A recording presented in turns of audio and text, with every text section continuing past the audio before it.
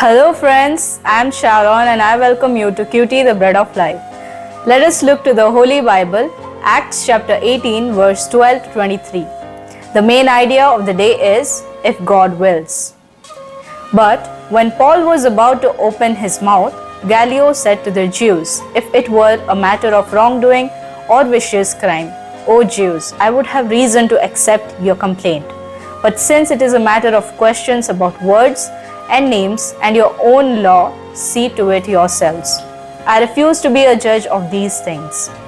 After this, Paul stayed many days longer and then took leave of the brothers and set sail for Syria, and with him Priscilla and Aquila. At Cenchreae he had cut his hair, for he was under a vow. And they came to Ephesus, and he left them there. But he himself went into the synagogue and reasoned with the Jews. When they asked him to stay for a longer period, he declined. But on taking leave of them, he said, I will return to you if God wills. And he set sail from Ephesus. When he had landed at Caesarea, he went up and greeted the church and then went down to Antioch.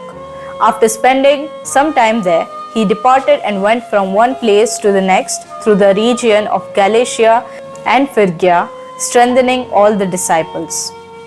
Let's try to understand the word of God. Paul set sail for Syria, where he had started his missionary journey. Along the way in Cenchreae, he showed his commitment to God by fulfilling a vow and cutting his hair. In Ephesus, he preached the gospel, although the Ephesians wished Paul to stay longer, had to leave. He promised to return if it was God's will. Paul visited Caesarea and Jerusalem before completing his second missionary journey in Antioch.